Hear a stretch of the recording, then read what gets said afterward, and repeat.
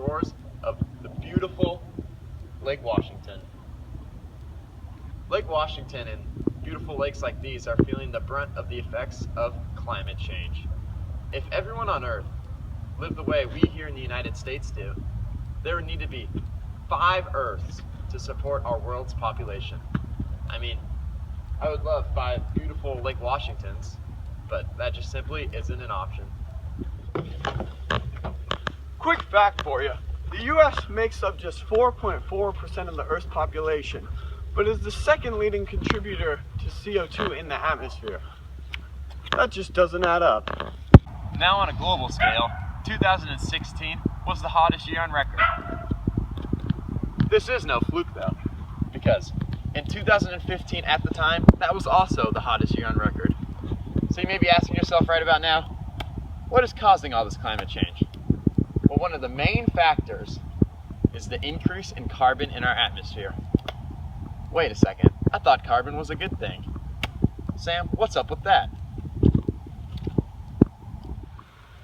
Nice throw, TJ. Well, you see, CO2 is a greenhouse gas, and greenhouse gases are a good thing because without them, Earth would be way too cold to be livable. But you see, the problem is when Earth has too many greenhouse gases, this traps the heat in the atmosphere, making Earth way too hot to be livable. So we gotta have that correct balance, which right now we clearly don't. Many people don't know that one of the main contributors to carbon in the atmosphere is the food industry in the United States, which contributes about 20% of all carbon emissions from the United States into the atmosphere. Okay, thank you, President Trump. Sorry, I just got off the phone with President Trump, explaining to him that climate change must be his biggest concern going into his term, because our government in the past has turned a blind eye to it, as David Diddley Squat Freeman explains. Haven't been on it since then, you know. The great tragedy was the Clinton administration, where Al Gore is a personal buddy of mine, and I know Bill Clinton. They know as much about this subject as anybody. They didn't do diddly squat in the years that they were in office. Although Bill Clinton once during his presidency said that he would create a wealth of new opportunities for entrepreneurs at home, uphold our leadership abroad, and harness the power of free markets to free our planet from an unacceptable risk, which is obviously climate change, he ultimately could not follow through. According to Golden Gate University Law Review, the U.S. ended that decade not coming anywhere close to the requirements he promised to reduce emissions. Although this issue took a turn for the worse during Bill Clinton's presidency, Barack Obama made it clear that this is an issue not to take lightly. The biggest challenge we're going to face in protecting this place and places like it is climate change.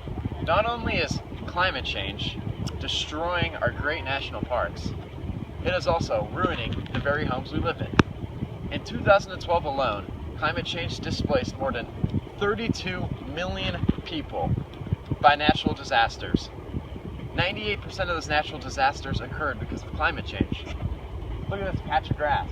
It could be a great home with the family living in it, but because of climate change, it's just simply a patch of grass. Although this statistic will make people with even the smallest amount of awareness worry, Donald Trump still seems to have his doubts about the existence of climate change. During his campaign, he was quoted saying, "Nobody really knows if climate change is real." Luckily for us, there are people in Washington, D.C. determined to help out the cause of climate change. Change is among the most significant public health, economic, and security challenges that we have ever faced as a nation or as a world. The scientific community has been extremely clear, no debate. Climate change is real, climate change is man-made, and climate change is already causing severe damage in terms of drought, floods, forest fires, rising sea levels, and extreme weather disturbances. The fact of the matter is, the U.S. government must find alternate forms of energy such as solar and wind.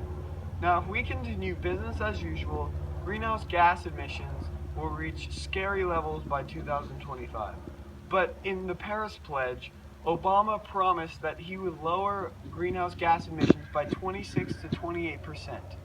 Many experts think even if everything goes according to plan, this would be impossible to fulfill this pledge. But it is imperative that Donald Trump lives up to President Obama's pledge, because the United States is the second largest greenhouse gas emitter in the world. These are what the two main parties believe in. Many Republicans believe that climate change is a hoax. Recently, more Republicans have been starting to buy in. The Republicans believe it is definitely not the biggest issue facing America, and it is not urgent. And almost all Democrats believe that climate change is real, and one of the biggest issues that we need to address as a country. The average person can do more than you think. Like me. I ride my bike to school every day. Miss Lutz puts it into perspective perfectly. Spread the word. It really has to do with awareness and accepting the mounting scientific evidence, and then just telling everybody you know. A compilation of a lot of little actions makes a big difference. So, We have recently seen our government try to make efforts to help out the cause of climate change.